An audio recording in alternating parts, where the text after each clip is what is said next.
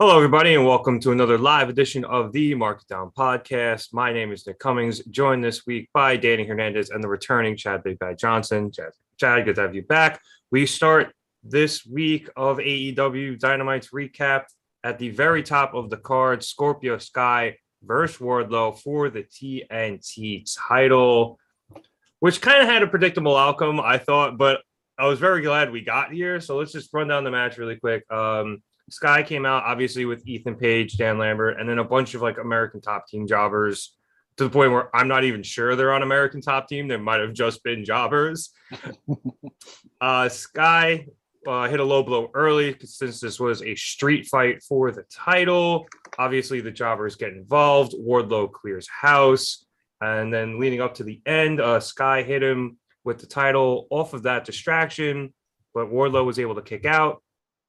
Sky then accidentally ran into Dan Lambert. That's really hard to say. And knocked him off the apron. Wardlow hit a spine buster. We get a cacophony of power bombs. Wardlow steps on Sky for the win and wins the TNT title. I'm very excited.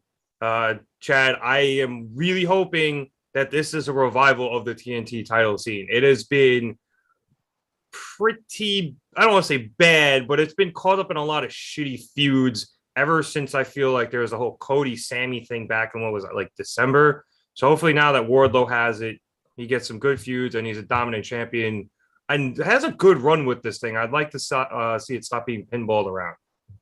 You are such an apologist, my friend. It has been bad. That title has been god awful for quite some time since the start of. Well, the title hasn't, but the feuds have.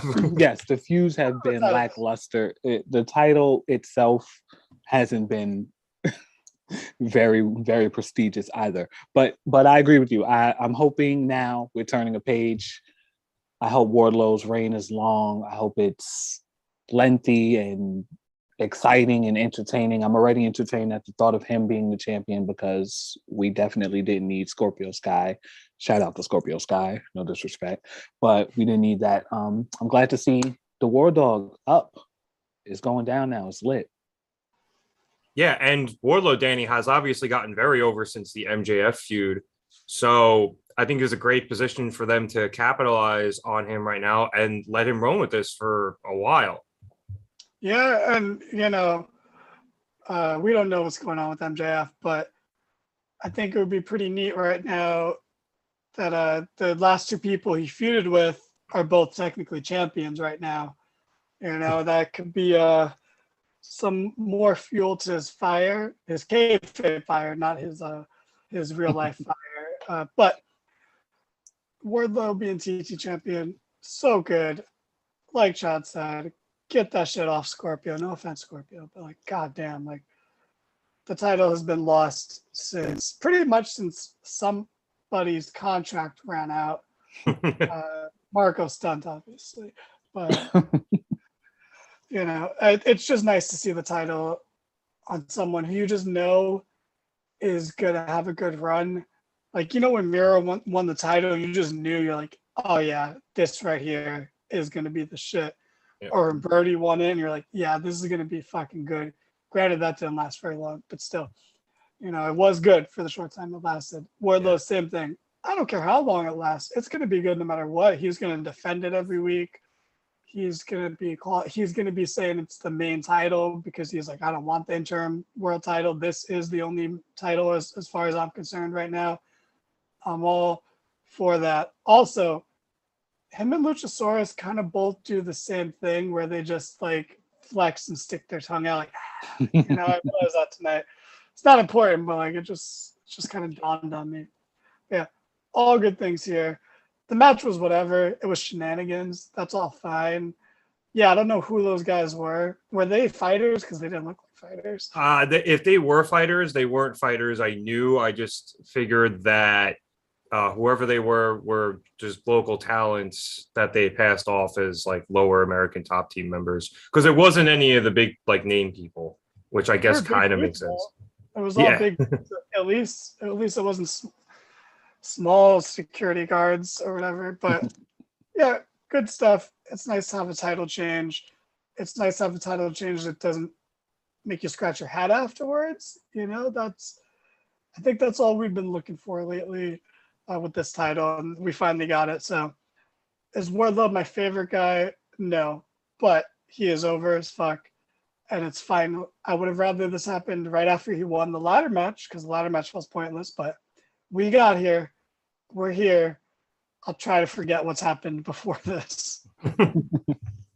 Yeah, I think we can all agree that this needs to be a reset for this title. And the longer Wardlow keeps it, I think the better that becomes. And hopefully he gets some good opponents. I don't know who I would like to see against him off the top of my head. I would imagine he probably fights Scorpio again, and then maybe Ethan Page, just to kind of finish out this feud here. We got like hooray, but it's too early title defenses while they figure out, okay, who's next up to face this guy? Just some built-in, just some built-in shit while we figure it out. Because do you guys have any suggestions of who you would like to see go against Wardlow? Because it becomes a difficult thing of, do we put a bigger name guy or higher up on the card guy against him to build him credibility, versus we don't want that guy to lose, in this match. No, you're spot on. It's a tough balance, and these aren't who I want to see, but we're going to see these. They're going to be TV matches, but still, he's going to defend against Hager. He's going to defend against Butcher. He's going to maybe beat both Butcher and Blade in a handicap match. I think he fought Butcher already before in his run to the title. So yeah, but that was, Oh, I think it was part of the whole MJF thing, actually. I think he was one of MJF hired guns. I think you're right the first time. I think it was building up to the side. Maybe it was. I don't know. No, because didn't he buy them off Andrade? Didn't he buy Butcher? Yes. Yeah, so you're right. I wouldn't be shocked to see like Dante Martin either. Like, I imagine that'll happen at some point, which could be fun. I'm always down to see that. They're going to do Hobbs. Yeah, Hobbs would be a good one. I'd be into that one. That would be one of the ones where I'd actually be super into the big man match. I know James isn't here, but like, I don't want big man matches just for the sake of it. I want them to be credible. So like, as great as Butcher is, and I think Butcher's fantastic, he's not really credible. So like, but if they do Hobbs Wardlow, I'm into that. I wouldn't hate if they waited 5 or 6 months for Hobbs Wardlow and then put the title on Hobbs, depending on how he's doing. We'll see. That's a long time from now. But progression, I'm not mad at it. Yeah, Hobbs has a lot of potential. Him and Ricky, as Taz likes to say, Ricky Stalks. So, like, I am totally here for. Hell, I'm here for either of those guys eventually taking the title off of Wardlow. Especially Ricky. Ricky's been on fire lately. We'll get to him in a bit. But congratulations to Wardlow. Well-deserved title win. And let's move along here to the other title. Well, the promo for the other title. Moxley had a backstage promo to hype up the championship match he had later against Brody King. I only bring this up because he said Blood and Guts was like a round of golf on the Sunday for him, which I just loved and perfectly fits his character. Then we get, absolutely great promo. Then we get Tony Nese and Smart Mark Sterling backstage trying to get people to sign their petition to have Swerve Strickland thrown off the roster.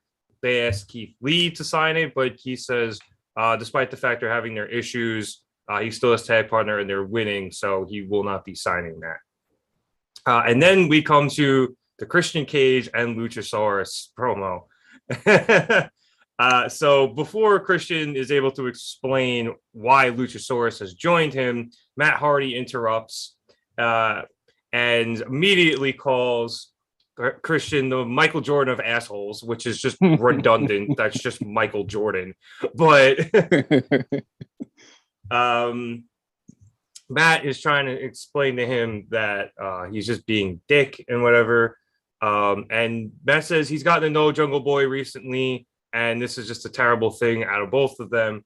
So Christian says that Matt saying he knows Jungle Boy better than Christian and Luchasaurus is making Jeff sound like the sober one, which I know at this point, Christian will just say anything and there is no limit. because MJF is gone and somebody has to.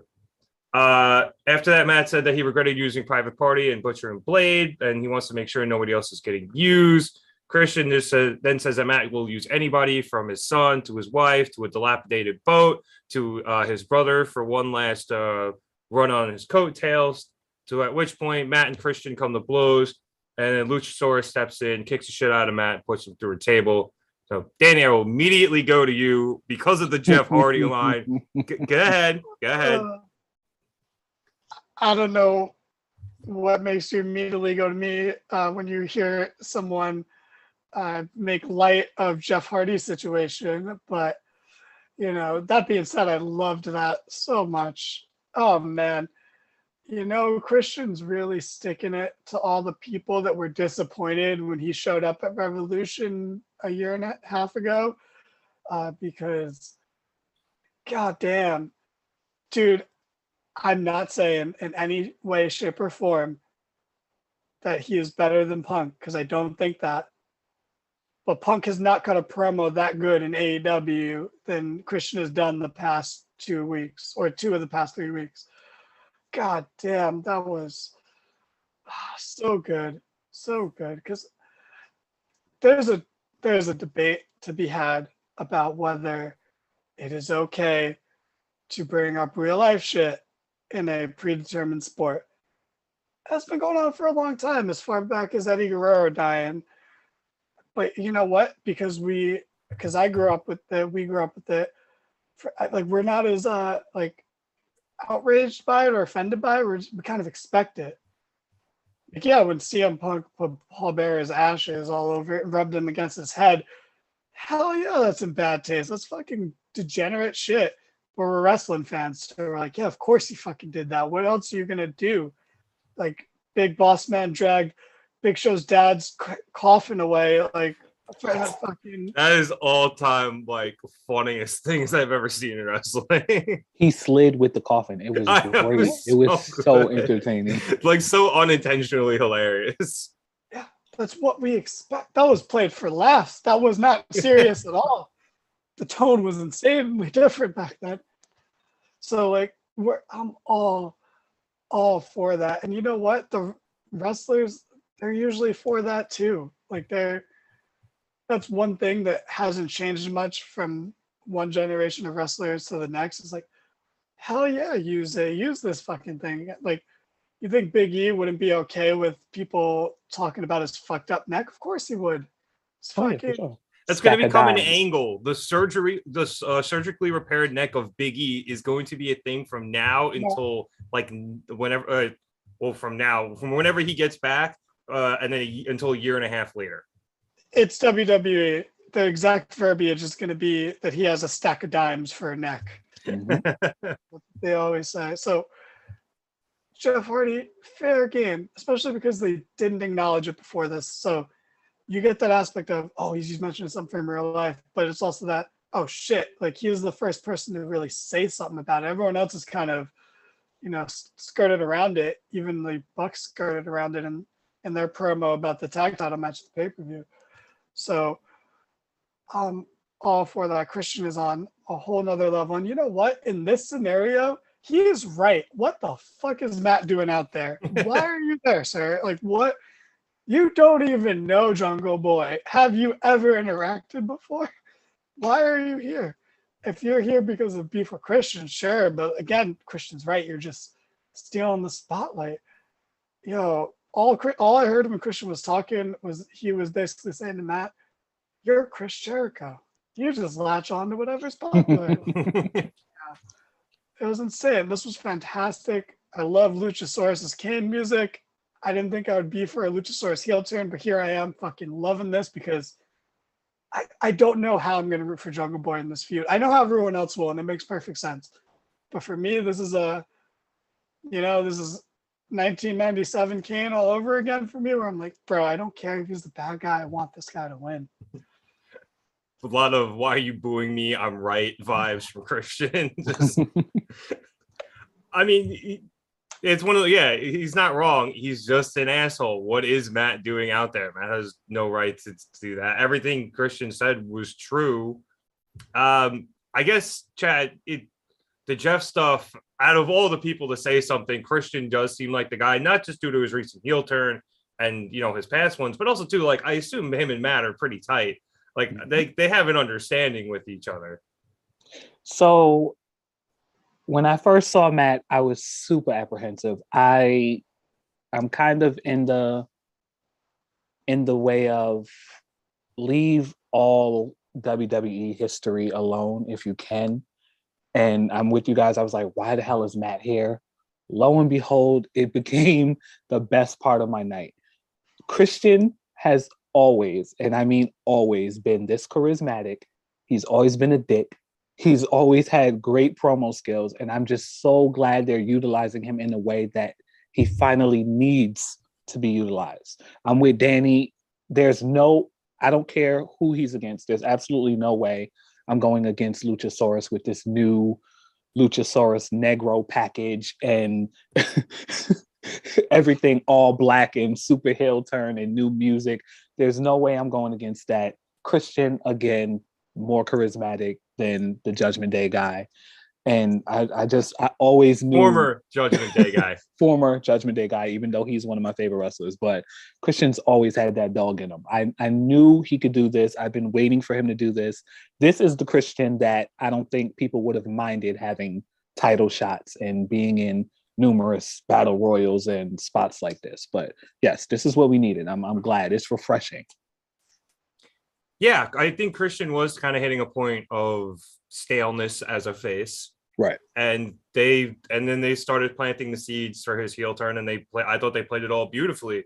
So I'm super here for him. Danny, I agree with you as well. I was not here for a Luchasaurus heel turn. I am still kind of ticked off that they did it, but it looks awesome so far. So good. I just wish they would, again, I think I said this last week. I wish they would explain why.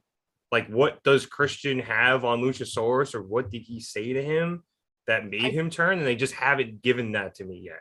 But I trust them to give it to us. Mm-hmm. I think when Jungle Boy actually does return, that's when we hear from Luchasaurus, and he explains it as opposed to having Christian explain it. Yeah. Luchasaurus explain why.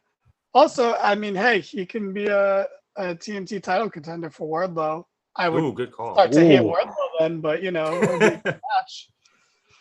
That would be amazing. Yeah, I'd be here for that. And also, let's not forget, Luchasaurus can talk. Like, not just like literally he can speak. Dude but has a degree. Yeah. He's a really good promo. So I know Christian is just killing everything with a microphone right now, but like, if they want Luchasaurus to explain why he's decided to side with Christian instead of Jungle Boy, it would be very easy for them to do that. And I'm surprised they haven't let him speak more. He pretty much hasn't spoken since Christian showed up and joined with them. I think this is that breaking point. And I agree. He's a gem. Like, I think Luchasaurus really, I think everybody looked at Jungle Boy as the breakout, and they still will. Like Danny said, everyone will be on his side. But I think this is literally Luchasaurus's breakout. And I can't wait. I think it's going to be phenomenal. Also, I would like to say that this gives me the utmost faith in AEW breaking up tag teams, because, I don't want to do the whole WWE thing, but when they break up tag teams, the scales tip in someone's favor heavily, and then the other person falls off the scale. Whereas here, they zigged when we thought they were going to zag, and now both guys are going to be over, because when Jungle Boy comes back, the roof is going to blow off the place. But Luchasaurus feels like a huge deal, almost a bigger deal. Like, we're trading in the best and/or second best hot tag in wrestling, like, for who knows what with this heel turn. And the fact that it's working and it's exciting, I have faith that now if they ever break up, I can't think of when they inevitably break up Swerve and Lee, because it's not a real tag team. They're like, it'll be fine. When they break up Andrade and other guy with Andrade, Roosh. I know who it is, but okay. maybe they'll be okay. I mean, that's not a great example because they. I honestly Not thought a you were good going to say example at all. Andrade and other Andrade. I was. I stopped myself because I'm like, is that offensive? But then I'm like, I'm Spanish. I can say that. But, Not according to Reddit, you're not. yep. Yikes. Oh yeah. That being said, I really wanted to ask if I could just do the intro so I can introduce Chad as our diversity. Oh yeah, Chad's our new and Chad Token Johnson, everybody. No, I will say before we move on, I gotta say this isn't the first time Luchasaurus has been heel. Back when he was in Lucha Underground, he was under a different name, but he was in Thunder Rosa's faction, I believe, as a heel. Is that season 3 Lucha Underground? It might be. I don't remember what season. I just know it happened. I've seen like clips and videos and stuff. I don't know specifically. Yeah, I don't know which anything one. after like halfway through season 2. Yeah. There goes my weekend. I can't wait. So, like I said, he's done this before, and for all accounts, from all accounts and purposes, he was really good at it, running with Thunder in them. So, I think not only do I think he can pull this off, he's already pulling it off. So, I'm sure he'll be fine, and I'm sure he'll come out of this looking like $1 million, or at least looking awesome because that mask is sick. All right. After this, we had a video package from Blood and Guts last week, and I bring this up because on the Road to Dynamite video they always put out, they put out the full version of Matt Menard's like speech there, like his promo. It's amazing. It is really like heart-wrenching. He's talking about how he missed his son's first steps because he was fighting, at Blood and Guts, and it was amazing. I highly recommend going to see that. And then that promo video package ran into backstage interview with Claudio and Hager, and they were just hyping up their upcoming match. I think it's either on Rampage or next week on Dynamite. I don't know. I missed when it was, but they're gonna fight next week on Dynamite. Okay, which I believe is Fighter Fest, which should be Yeah, a good card. Fest night 1. Night 1. Awesome. Hype for that. And then we have the aforementioned Keith Lee and Swerve Strickland against the aforementioned Butcher and Blade, which was just cool. They set all this up on Rampage, I believe, the other week. It was nice to see Bunny back on Dynamite. I don't think she's been there for a while. This match felt a little bit off to me. I don't know about you guys. There was just a lot of stutter stepping. I think Swerve kind of missed a jump and almost took Blade's head off. I don't know. I was kind of hoping for a bit better out of all these guys.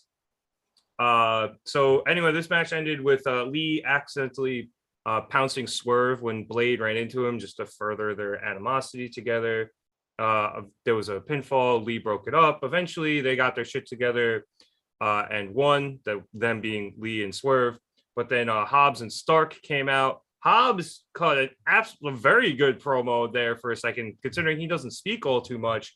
But then Ricky grabbed the mic and just went absolutely ballistic and just screaming and ranting. Eventually just started yelling, who's the best tag team? Who's the best tag team? Which obviously brings out the Young Bucks. So the Bucks, after saying that they're clearly the best tag team and they helped found the company, so they can pretty much do whatever they want. They challenged both teams to a title match next week at Fyter Fest. All of this happening while there were very loud FTR chants, which led to Nick grabbing the mic and saying that the Bucks are better, and everybody there knows it. So, Dan, I'm going to go to you this first one again because you mentioned in our group chat that you're kind of getting a little tired of these triple threat tag matches. That was me. Yeah. Oh, that was you. Excuse me. There was all right in my defense. There were so many fucking chats, like text in that chat because of Eric, that I couldn't keep up with all of them. True. All right, so I'll go to Chad first. Chad, you're getting a little tired of these. I am. I mean, they do. Oh, you're right. Yeah, I remember. The only thing I can say, although I am getting a little weary of it, is the matches do end up being good. So I can't fault them with that. But I am just a little, just a little tired of the triple threat tag team match. I think it's fine to just have two teams go at it and maybe a contender on the side, talk some shit. But other than that, I'm with you. I think the match tonight was a little off. I feel like it might have been off a tad by design to kind of show Swerve and Lee kind of separating. Maybe, I don't know, might just be me, but it was a little clunky. It was good seeing Yosemite Sam and company. They haven't been around for a while doing their own thing, so that was cool. Ricky Starks is him. That's that boy. I'm telling you, he got that dog in him. He's been That so man good lately. is great. He's so fucking good, to the point that even when the Young Bucks came, I was still just worried about what Starks was going to say and what was going to happen with Starks, because he's him. He's great. Every week it's a different showing. I like that guy. He, ever since he had that like I'm a bad motherfucker promo where he cut himself off. I don't remember if that was last week on Dynamite or on the pay-per-view, whatever it was. Whenever he since he has had that promo, like Reddit has completely fallen in love with him. And I'm just like, yeah, welcome to the fucking party, everybody. Ricky is amazing. He just his mic work is unbelievable, to the point where they don't use Taz anymore. Like they're still Team Taz, but they don't need to use him. It's just Ricky just handles all of their shit, and it's fucking great. He has been red hot. That's why I was saying, like, if you put the TNT title on him whenever, I'm fine with it. He is amazing right now. And he's got 2 belts, which is cool. At least he's carrying 2 belts, we'll put it that way, which is really, really awesome. So, and hell, he even made a Brian Cage joke, and we're not even talking about it. So, Danny, what'd you think of all of this? Because I'm just enamored with Ricky, and I can't think of anything else. I mean, I agree with all the love for Ricky. I think the internet and Reddit or whatever always loved him or used to love him, but then it fell off because, Team Taz kind of leaves a bad taste in people's mouth now, because that was like the mid-card vortex of AEW that people would get sucked into, and the feuds always lasted forever. But pretty much ever since Hook caught fire the way he did, that really hasn't been an issue. Team Taz has been like more of an idea than a actual faction, because they keep them away from Hook, because Hook is, they want people to cheer Hook, and they know Team Taz are supposed to be heels, and they have Taz doing commentary, which he's so good at. He's so much better at it than, I'm sorry, JR, but he's just so much better on the booth. I'm liking him there a lot more than as a mouth, because he doesn't need to. He's better at this. He's better at commentary. And Ricky is such a good promo, and Hobbs can hold his own too, especially he's someone you can see the difference from when he first came into now. It is drastic. So imagine a year from now. Imagine if they hold off 6 months for him facing Wardlow, like you said earlier. Just imagine how much better he'll be then, because he's someone you've seen improve. Maybe not week to week, but month to month. He'll be off TV for a little bit. You see him again, you're like, dude, the swagger he carries. He does like the in Community they called it like the Forrest Whitaker eye. He. Oh, he's got the snarl. Yeah, the whole snarl, and I can't do it. Perfected that. Like he has perfected that. Like where if he did that when he first came in, I'd be like, dude, who the fuck is this guy? Are you kidding me? But now I'm like, oh my god, yes. You just even have to talk. You could just make that face, and I'm like, yeah, okay, this guy's legit. But then now he can talk. So. And that's what he was doing for the longest time too, is he was just standing there while Ricky or Taz talked, and then he would make the face. And now he's speaking so much, and he's so good at it. It's rubbed off on him.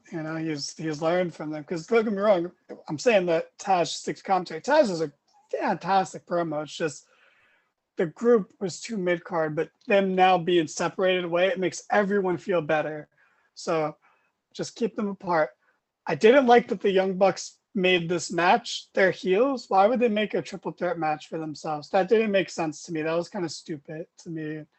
Like it just, ultimately this is just a step in the FTR feud, which we're obviously building towards. But yeah, it didn't make sense why the heels would do this. It felt kind of like, we want to be the cool ones and do that, but.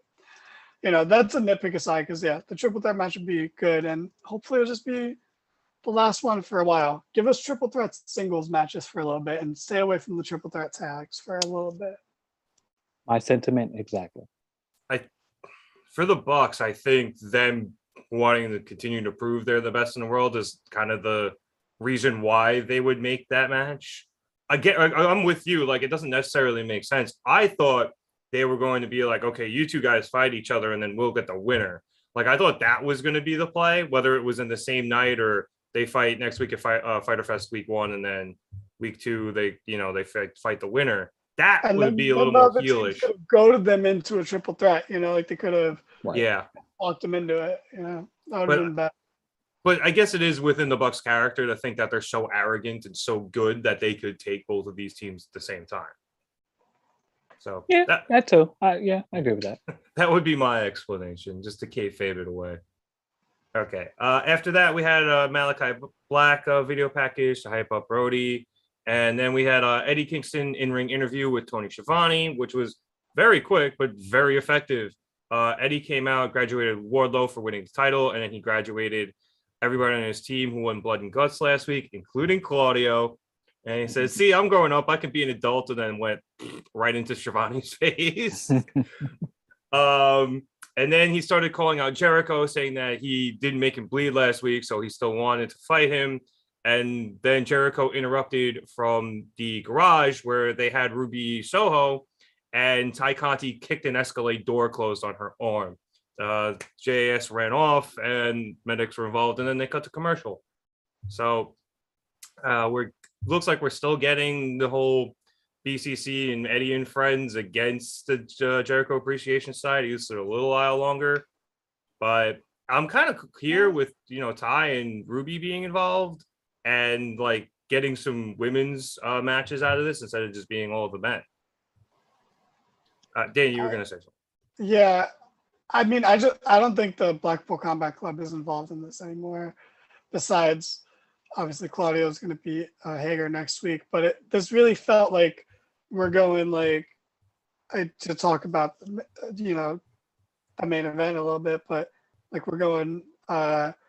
It's going to be House of Blackpool Combat Club, and then Eddie. I think we'll get a 6-person mixed tag with like Eddie, Ruby, and Ortiz versus Jericho, Sammy, and Conti, or something like that. Which I'm with you. I'm all for Ruby and Conti being involved in this. It gives Ruby something to do.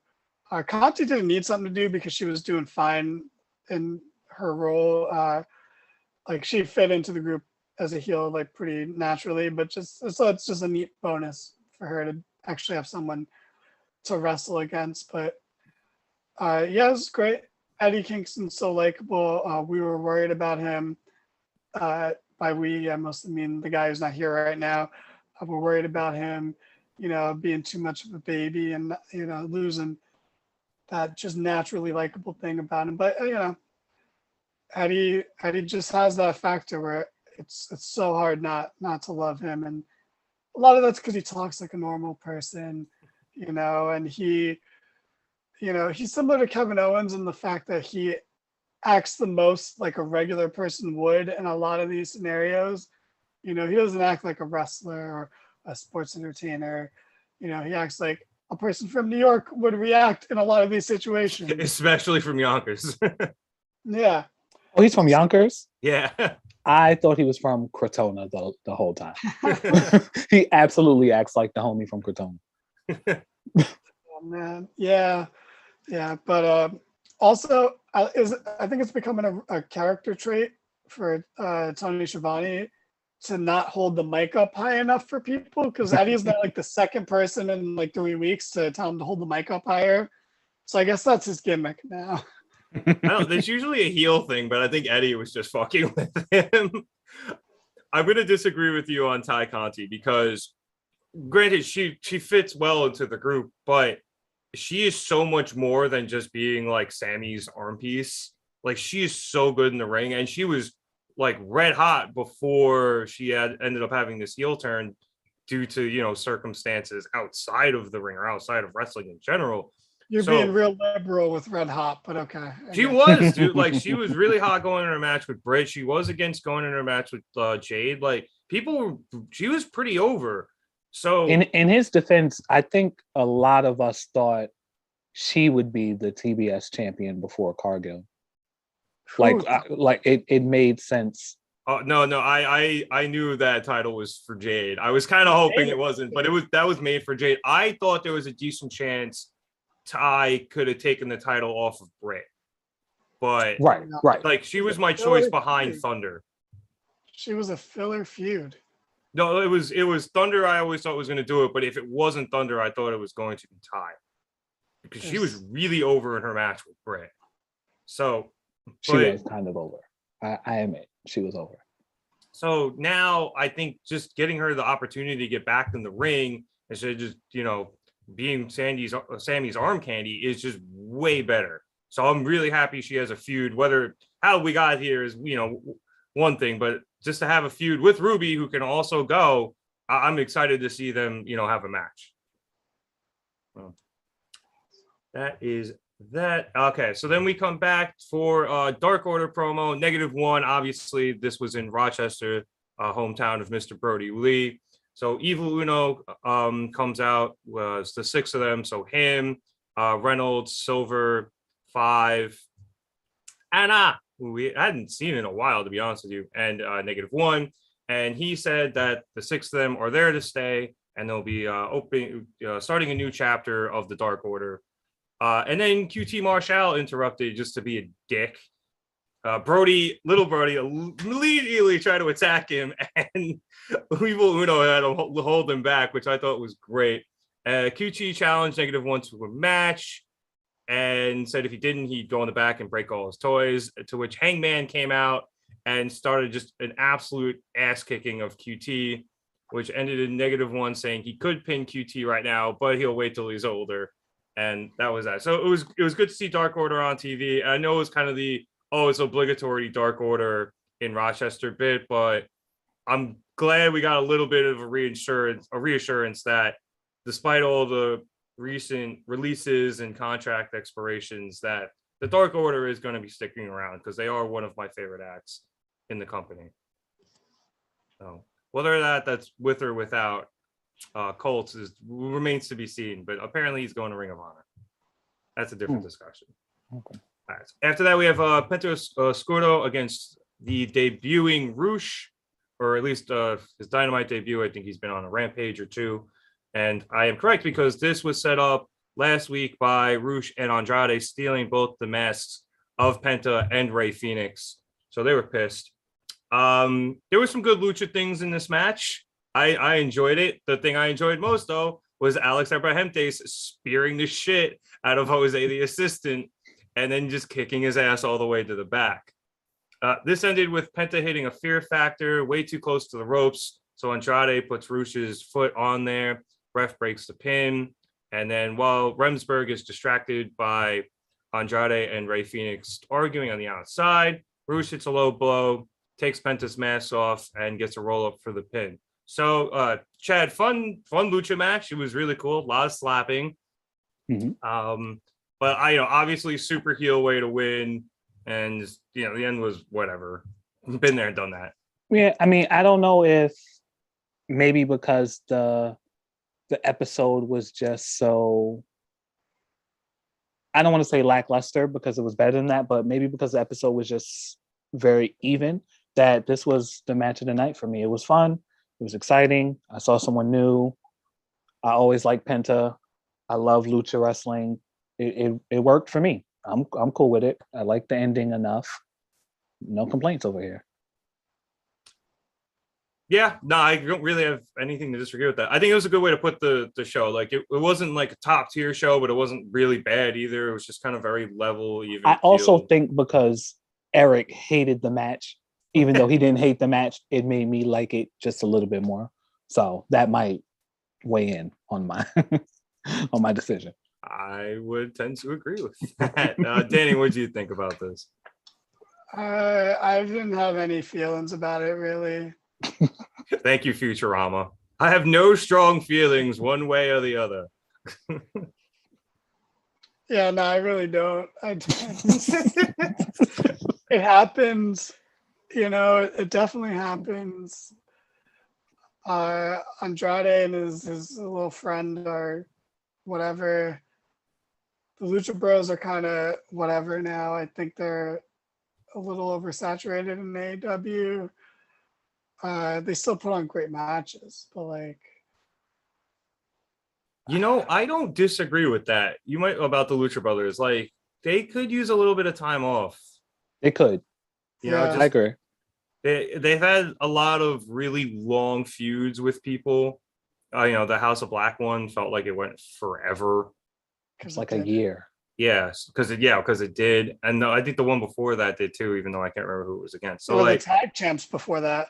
Yeah. Oh yeah, Young Bucks. Well, that's true. Yeah. So, God, that's how long ago. That fucking feud went from after they lost the tag titles all the way through about 2 weeks ago. So, yeah, honestly, I don't want to, take them totally off TV, but give them a couple of weeks. Give them some time off. Give them some time off, or if they want to go back to Mexico for a bit and hang out in AAA, like let them do that for a while. They don't have to be on TV every week. I think what AEW does a pretty good job of is letting people not be on TV every week, or even giving them some extended time off just to let them breathe for a bit and make us excited for their return. Right. And I feel like the Lucha Brothers just haven't had that really, outside of a couple of injuries, like when Ray snapped his arm in half. Yeah. And okay, the best way I can put it is the fact, because I agree with you, the best part of the match was Alex Abrahantes spearing Andrade Jr. Was the best part of the match. So what does that say? That was the most exciting part of this, and I guarantee it's going to be the best part of the whole feud. So yeah, but I also feel like they were already feuding with Andrade. They were before, when it was Pac and Andrade, before he was trying to steal the Lucha Bros from him. Oh yeah, and then all of their feuds have been feuds that they started, dropped for a bit, and then picked back up. And it also intertwined with the whole House of Black feud too. Like, you're right. I agree with you. Just get him off TV for like a month. Like, just get Andrade let him breathe off TV for like a month.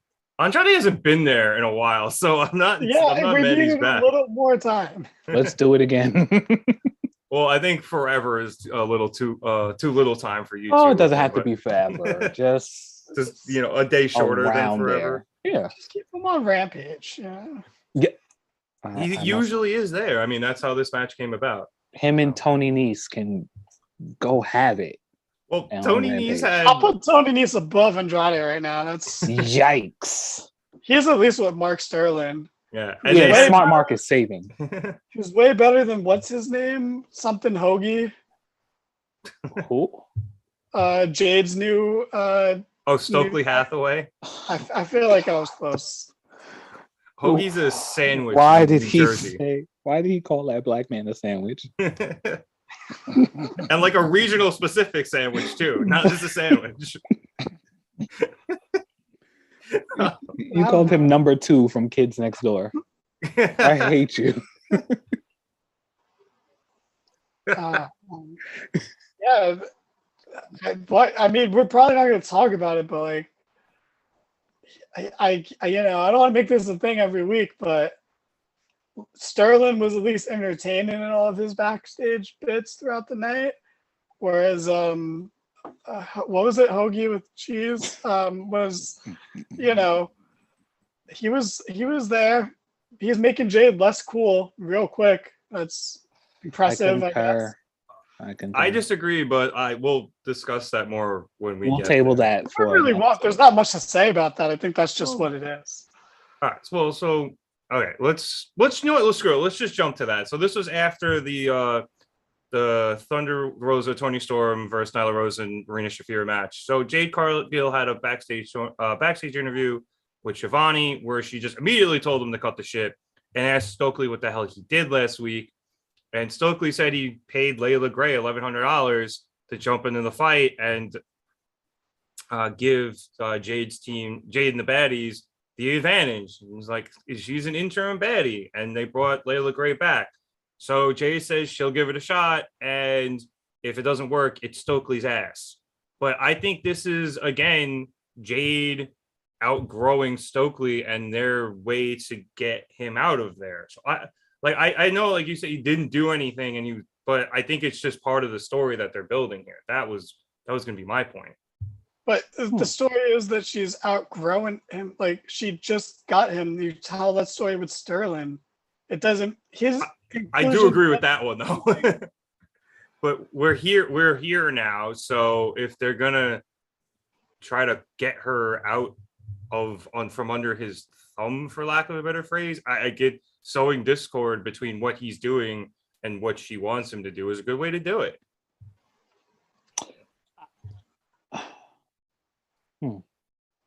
If this will benefit Jade, then I'm all for it. But I kind of don't. I mean, she doesn't need a mouthpiece per se, but if she were to have one, I would just rather it be Mark. Yeah, it's like I don't want to compare it to like any of these people, but it's like Roman Reigns doesn't need a mouthpiece, but having Paul Heyman just makes the aura better.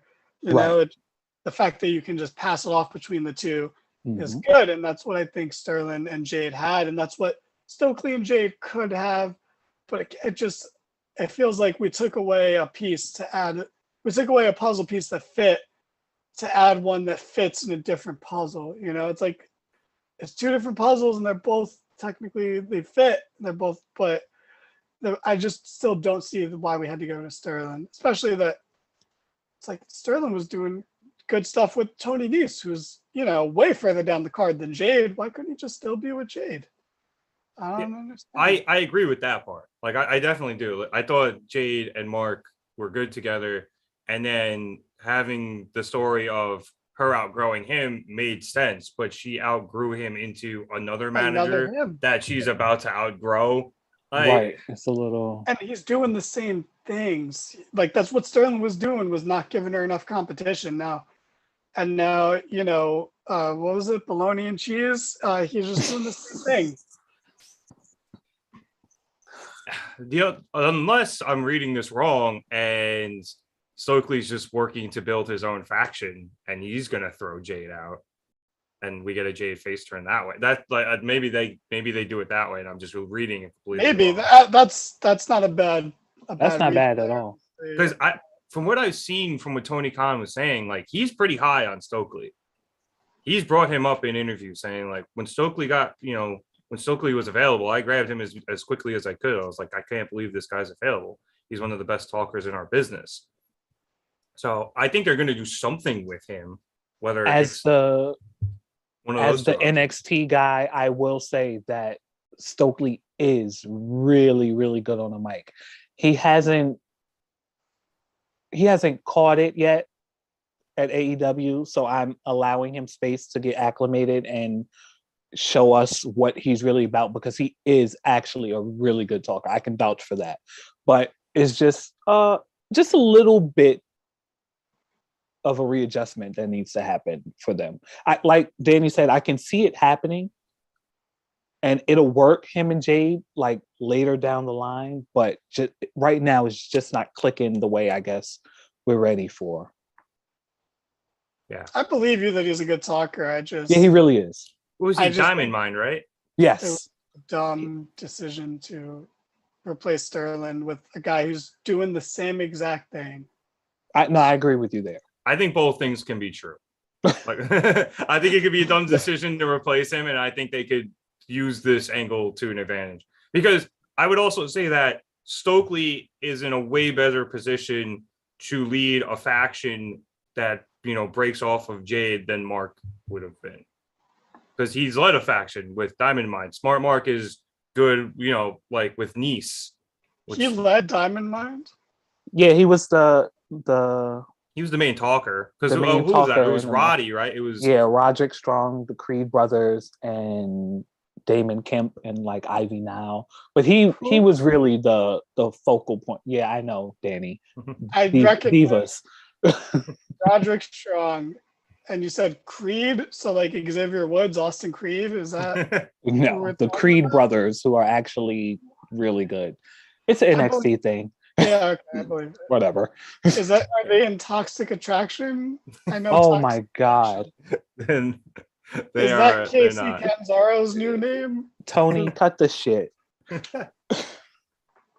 But all right. Speaking of Smart Mark Sterling, let's get back. After a quick promo announcing that the Ring of Honor television title will be defended at Death Before Dishonor, Samoa Joe versus Jay Lethal.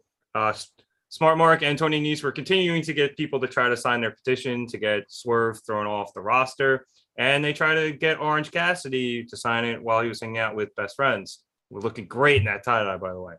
So Orange says he doesn't sign anything without his lawyer, to which Danhausen comes in and says he's Orange's lawyer. So Nese tries to force Orange to sign it. Best Friends back him up. And Smart Mark says, no, let's not do this here. I see the money in this. We should have the match on Rampage. To which Danhausen says, no. I think we should have this match on Rampage because there'll be a lot of money in it. Orange agrees to the match. I'll allow it. The sustained, overturned objection. And now we have this match on Rampage. It was like a 2-minute promo, but it was absolutely fucking hilarious.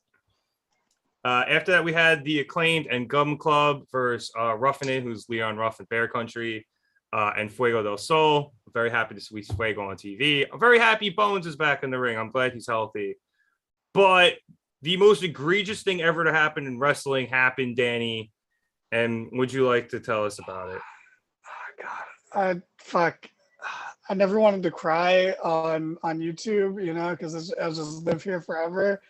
Do it. But oh my God, this was the worst thing that's ever happened to me.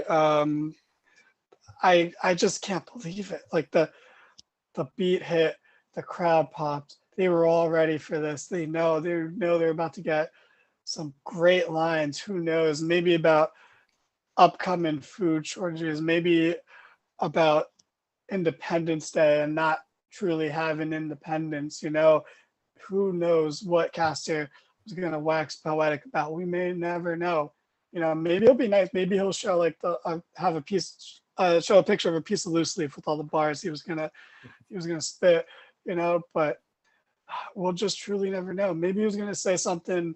What's the movie? Is $1 Million Baby or something where they we can rebuild them or whatever. The $1 Million Man.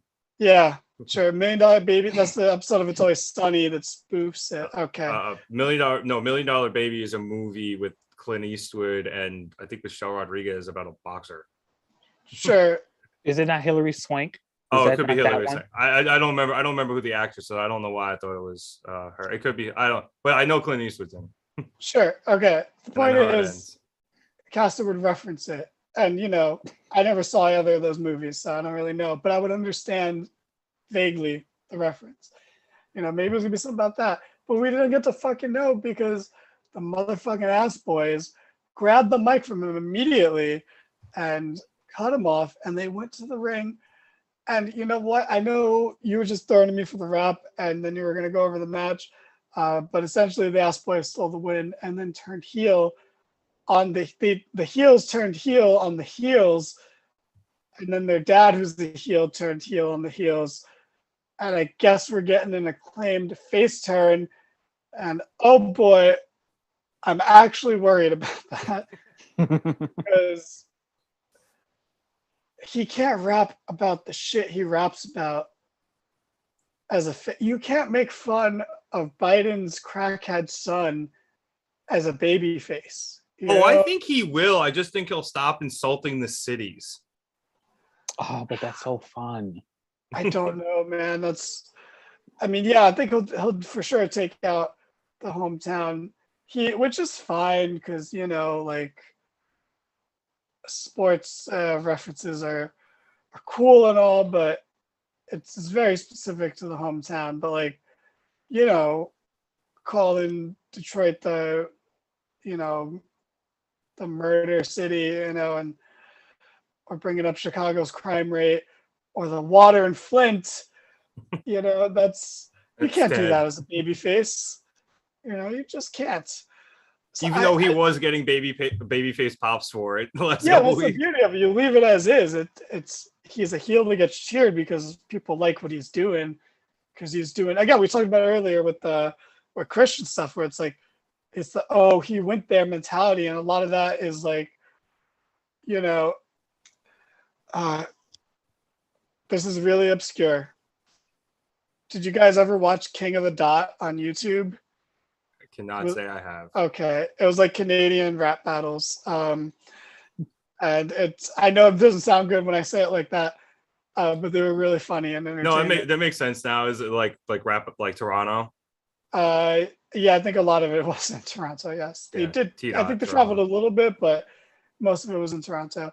It's like one of those. But the point is, you can use any sort of. If you watch any sort of rap battles, a lot of it is just going so hard for people's throat and just making saying the most fucked up things you can to that person, and then getting that oh shit reaction. I hate to be like. Yeah, no, I saw 8 Mile. I get it. That guy who runs across the screen like that. You're trying super to hot. Those reactions from people, and you got to do that by saying fucked up shit. You don't get that by, saying, "Oh, this place is great. I'm happy to be here," and "Oh, you're not good, opponent. I'm so great, and you're not great, opponent." You gotta go for the throat, and it's weird.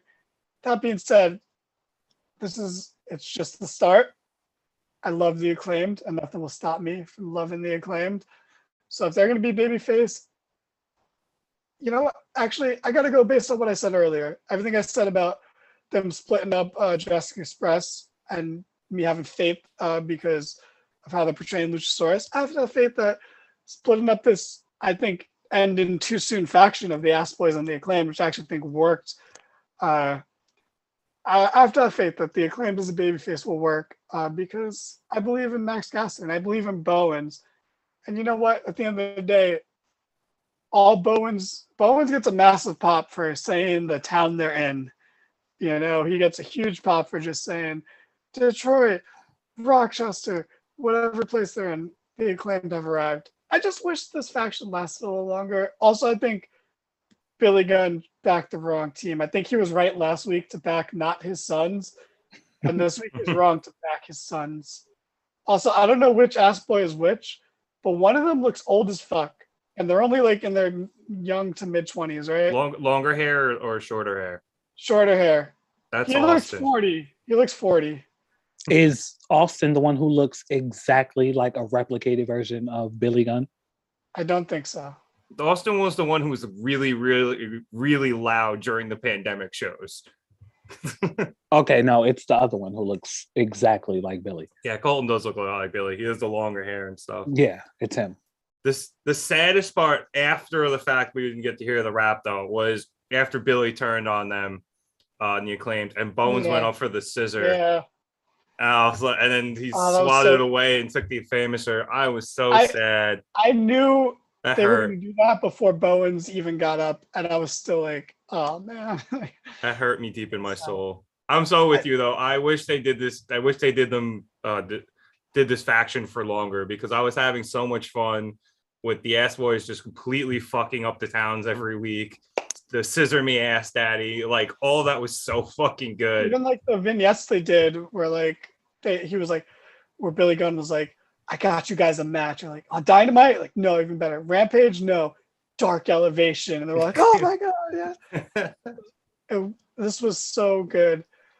And that's one of the beauties of AEW. And, you can see it as maybe a downside where it's like, the small thing you just mentioned of Bowens going for the scissor and Billy Gunn not doing it, like, yes, that's silly, but it carries emotional weight. And it's the kind of thing that, normally would be reserved for just like the main events and like the bigger stories. But the fact that in a lower card feud, they're doing something like that, so simple, but like character defined and emotional. It's like everyone gets their moments. No matter where you are on the card, you will get that kind of spot, that kind of moment. So it's like, even if you're feuding with the Ass Boys, you can still have an emotional moment. Chad, Danny and I kind of dominated this for like 10 minutes. You got anything on the I'm the pretty Ass much Boys being assholes? I like that. I'm gonna echo what you guys said. Oh man, I hate the Ass Boys. And then also, this is like this has to be the most interesting thing Billy Gunn has done since DX. So I agree that the stable should have gone on longer. To Tony Khan, like, dude, I don't watch the news because it's depressing. However, I tune in and make sure I watch Max Caster rap so I can be updated on the news and pop culture. So do not ever, don't ever cut the rap again. That we need that injected in my veins. Max Caster is the new Jon Stewart. Yeah, literally. You know what? I don't know if you guys know. I feel like he definitely got told not to make an Anita Alvarez reference because, you know, she almost died. But I feel like he wanted to, you know? Well, we'll never know. I know, that sucks. How dare you cut the rap? If it makes you guys feel any better, Caster did put 3 versions of the rap on Spotify that you can go find. And one of them is about Jim Cornette. No, one of them is Jim Cornette rapping. Yeah, it is Jim Cornette, but I assumed that wasn't actually Cornette, but who knows? No, it was. He rapped one of Caster's old disses from one of his entrances a while back. Oh, did he really? I didn't know it was actually him. I heard that. I just assumed it was somebody doing the voice. Wow, he actually did something cool for once. Good for him.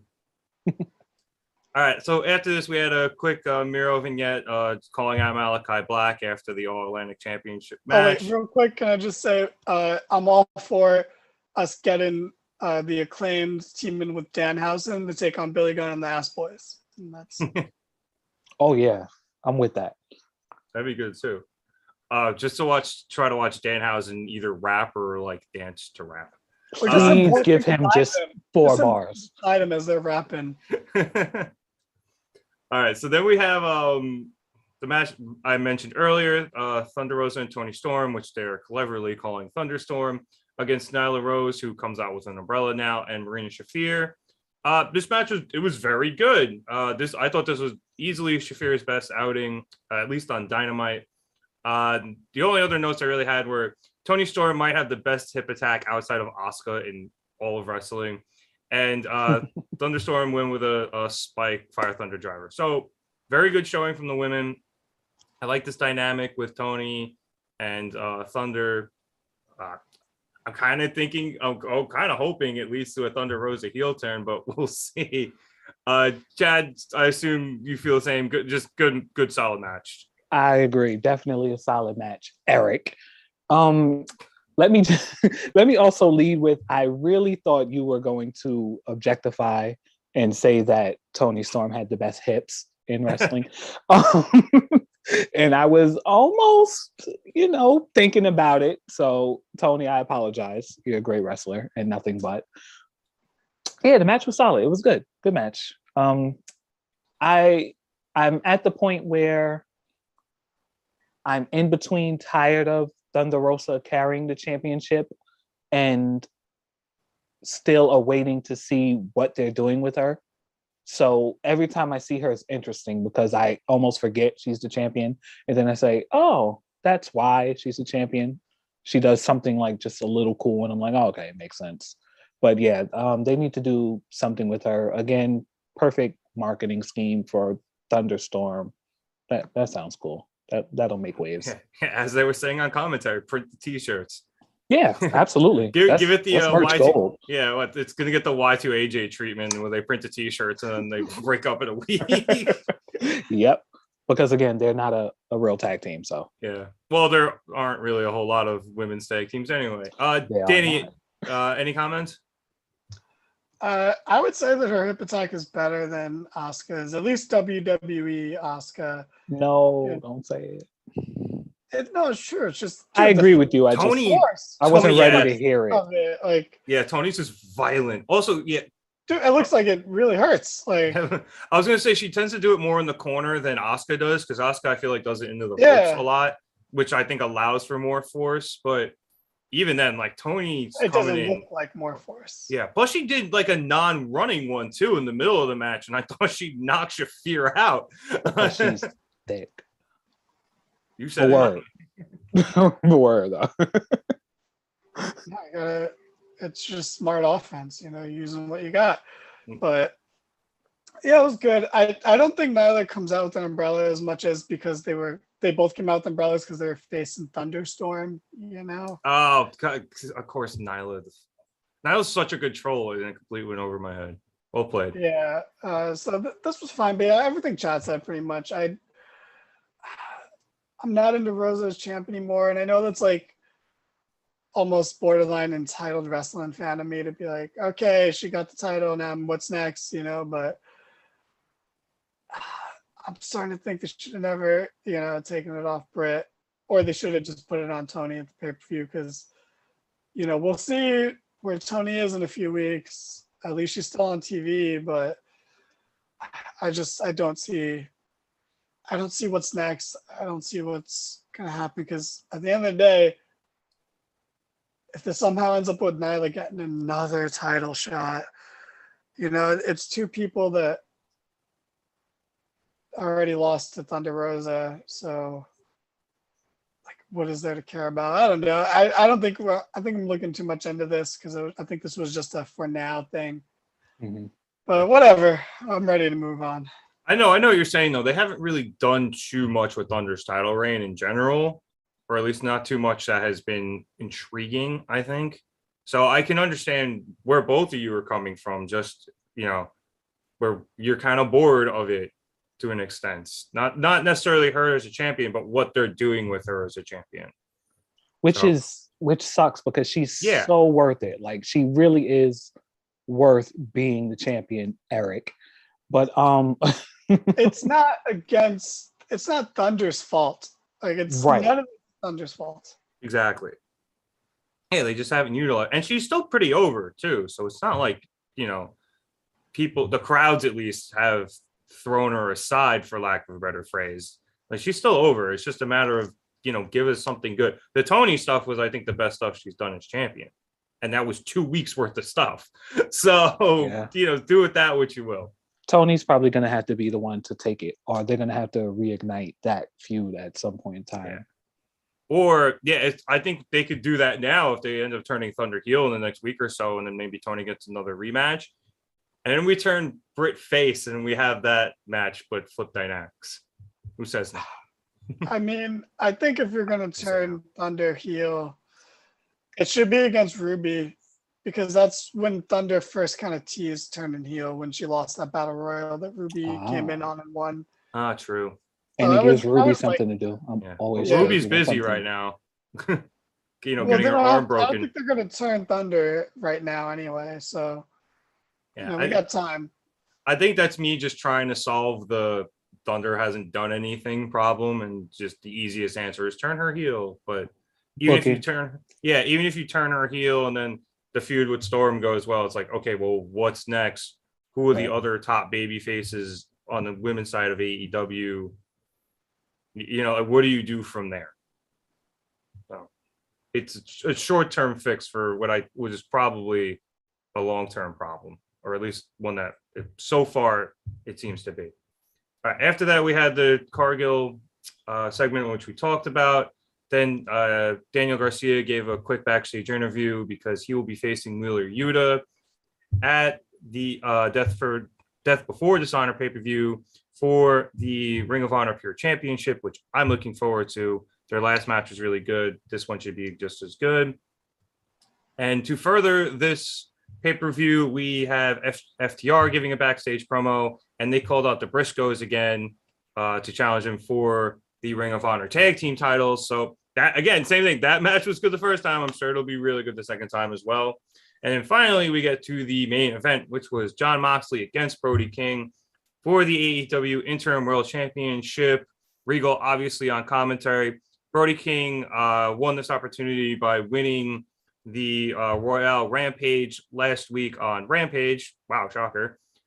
He got the final elimination, as they showed about 8 times, by literally putting Darby to sleep and dropping him off the ring apron.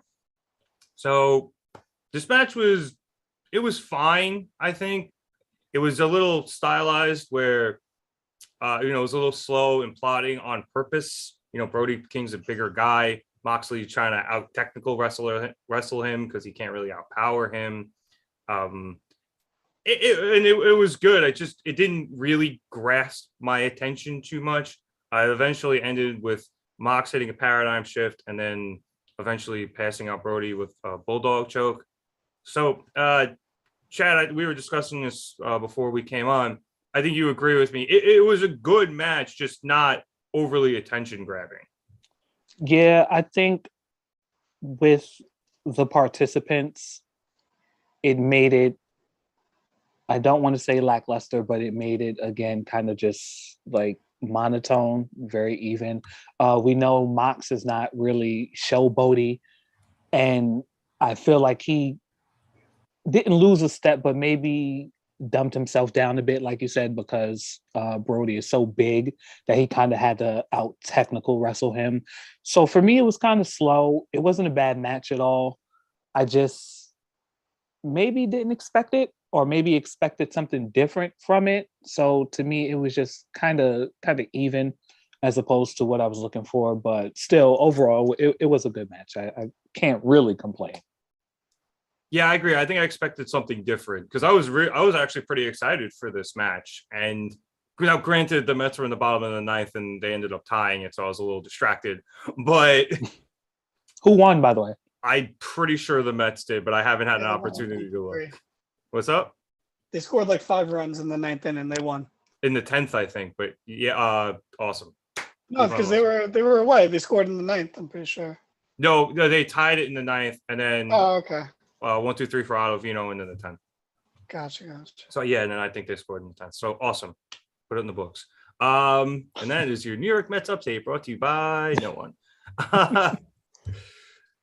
But yeah, I think I was expecting something a little bit different from this, just because I think Brody can do a lot more than just be the big powerhouse guy. Like, he's very fast, very agile, actually does some pretty solid high flying stuff. And they just decided not go that direction for this match, Danny. So do you agree with me and Chad that you didn't really like it as much as you thought you would, or did you just not give a shit at all? I didn't give a shit at all. I think this is a classic AEW move of trying to convince us that this match is unpredictable and that the person that clearly isn't going to win has a chance to win. And not that they shouldn't try to do that, but it's not necessarily their strong suit. And I think it's actually borderline a problem they have. And I think they do this way too much, where they try to have us believe that unbelievable guys can win the title, which is weird to say about someone the size of Brody King, but he's not even the leader of his faction, so it would be weird to believe that he can win this. But I actually wanted to pose a question to you guys about this more so because this match made me rethink or remember maybe some things about Moxley as champion. Because I think this was a problem he had in his first title reign too, where he didn't. And I think every person goes through this. Like, we joke every time. It's like, oh, when's this new champ gonna beat Lance Archer? To solidify his title reign or something. But was Moxley a good champion or not? Because I missed his whole reign, so I cannot judge. I thought so. A lot of his reign was facing guys that no one bought as potential champions. I would say the best parts of his title reign were his matches against, or his whole feud with Eddie, and then his mini feud / match with Darby. And who did he face? He faced. Let's run through some of the names he faced. Lance Archer. He faced Brian Cage. He faced Jake Hager in what really should have been where we stopped listening to Tony Khan when he tweets stuff, because Tony Khan overhyped that as the best cinematic match in the history of wrestling. It wasn't even the best cinematic match that fucking month. Like, that was a match where we wouldn't dislike it if it wasn't so overhyped. I totally forgot. Like, it wasn't like cinematic in terms of like them running around the Hardy compound. It was just they stylized the way they filmed the match because, and just I know you're going to keep running people down, and I would like to add Brody Lee to your list, but this was all during the pandemic. A lot more credible. Yeah, but this was all during the pandemic too. There were a lot of people they just couldn't get. They kind of just had to work with whoever was there. Yeah, but like, you know, he didn't even face Jericho again, you know, after he beat Jericho for the title. You know, they could have, like, I don't know, like, Kenny eventually beat him for it, but like, there's so much time in between where I'm like, what did he do as champion? You know, and that being said, I still think he was ultimately a good champion, but I think a problem with a lot of the reign, and because I used to see this criticism of him online, and it wasn't like the majority of people saying this, but it was like his matches are kind of boring, and like I never fully agreed with that, but to a degree, like I'm like I think his matches with Lance Archer post World Championship were better than when he was champion.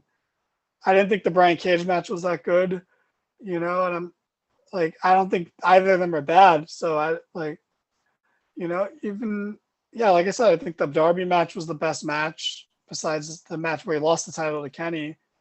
And the Eddie feud was fantastic. I wouldn't change a thing about that. But, you know, it's like, and then him facing Brody King here and that match being the way it was, like, I don't know. I just maybe have some second thoughts about him as champion.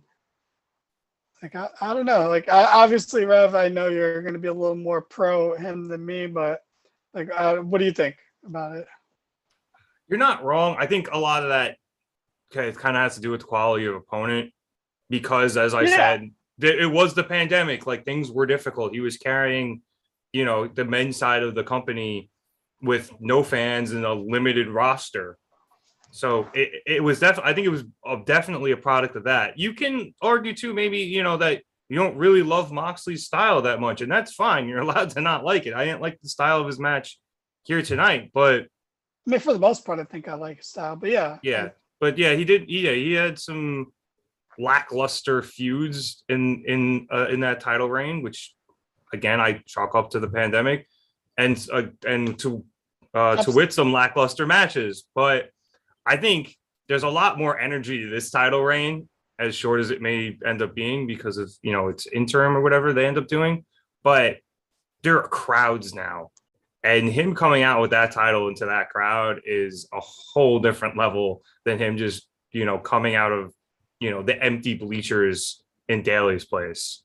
That I 100% agree with. The crowd, he got robbed of that. Like, yeah, the crowd was there when he won the title, but literally 3 weeks later, the crowd was gone. So before he ever had a title defense, the crowd was gone. So that I do agree with. But yeah, and the pandemic is a factor. Absolutely. Because I think you could argue the same thing to an extent with Sheeta.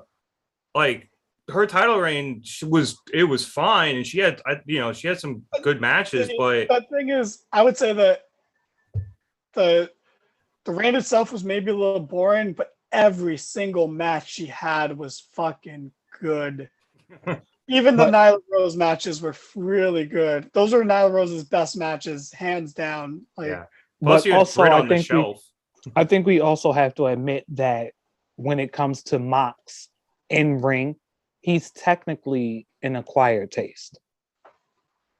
Like, he's a yeah, but it's like, even dating back to when he was Ambrose, I think he's always been an acquired taste wrestling, like in ring. Like, he's very hard hitting and very violent and chaotic, but you have to really like that form and that style of wrestling to latch onto him. So I think it's a disconnect, because he's leagues better promo wise. Like, you know, Mike work is upper echelon, but then when he's in the ring, it seems like he takes a step back unless you know him thoroughly. So I just want to put that on record. Yeah. And they had him really crank up the wacky, like lunatic stuff in WWE when he was Ambrose. You could tell he's fighting a much different style as Moxley than he ever did as Ambrose. True. Yeah, absolutely. And that is a factor because not everyone likes the insane like kind of violence, and sometimes I don't either. Like that's not my preferred style of wrestling, but I'm not gonna lie and say I didn't like him fucking stabbing Matt Bernard with a fork during the blood and guts match. So it's all contextual for me whether I like that or not. But I think a lot of but I will say he is a really good wrestler, but I think you brought up a good point that for certain people that his style of wrestling will be a factor for them whether they like him or not. But I would say that he didn't get to do that during his title reign. He didn't really have that except for in the Eddie feud again, the Eddie match. I think then that ended very bloody with Eddie passing out because his whole thing was I didn't tap, Yeah. So like again, that was the only taste that we got really. The Hager match, that is pandemic wise, but otherwise like the pandemic shouldn't affect your ability to have a good match. It'll affect the feud and the excitement for sure. But I think I used to see a lot of people being like, oh, he can't wrestle AEW style. Like he's not that good of a wrestler. And I never agreed with that because I think he was the second best wrestler in the Shield, and that's a fact. That's not even like a backhanded compliment or as much of an insult as it may sound. It's like one of the best wrestlers in the world, a really good wrestler. And then for some reason, James's favorite wrestler, it's who I think has dramatically improved. But and by no means is a bad wrestler. I'll shit on him until the fucking cows come home, and those cows are lost. But so I don't know. I just thought it was interesting, and this just made me think about that. And I figured it was a good talking point because the match was kind of boring, and I just thought because like you said about him being a promo guy, his promo earlier in the night was so much better than this match. So was Malachi's. Yeah. Their promos were so much better than this. Got match. Me really excited.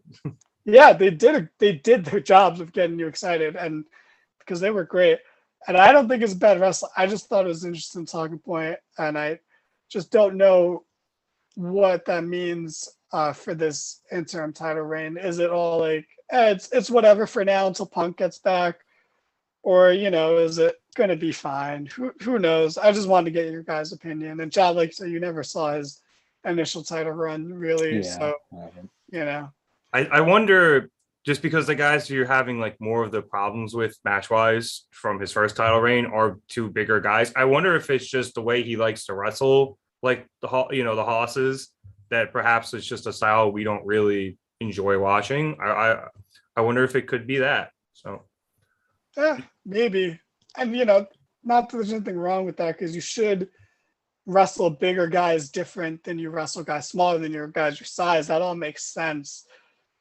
So maybe I just don't want to see that. Maybe big meaty men slapping meat isn't actually the best formula. It should be a special thing as opposed to the standard. I don't know. Yeah. Well, I imagine we'll have like an amazing thing, and I'll be like, yeah, forget everything I said last week. I imagine James would be saying right now that match wasn't big meaty men slapping meat, which I would tend to agree with. But Mox is jacked. What the fuck, man? I don't know. He's not Ambrose. Ambrose is not a big man. Moxley is a big fucking man. That's true. Yeah, and he's even leaned down a bit since his return. But yeah, he's still a big dude. Compared to King, not so much. But true. The only other thing before you asked that question, Danny, that I just wanted to hit on in terms of like King getting a shot at the title. I kind of think of it because I'm a boxing guy as like a mandatory challenger.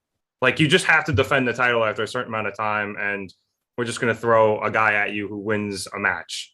And that's no, I know, but mandatory challenger. You got to fight. You got to keep defending the title. You can't just sit around and not defend it. So that, and I don't mind that. I think you get some cool matchups. I think it helps get guys over by getting title shots. Unfortunately, I don't think this is the best example of it, but it works. No, it does work. Kenny did it with 5 or 10. Yeah. Well, I think, didn't he fight like all of the Dark No, Order but guys? specifically Yep, one of those two guys, because Cornette flipped his shit about Kenny giving him so much off. Yeah. Because him and Five fought in like the second or third pandemic week when they were at the Nightmare Factory. And it ended up being a really good match because he literally fought him because there was only 6 people there. Yeah.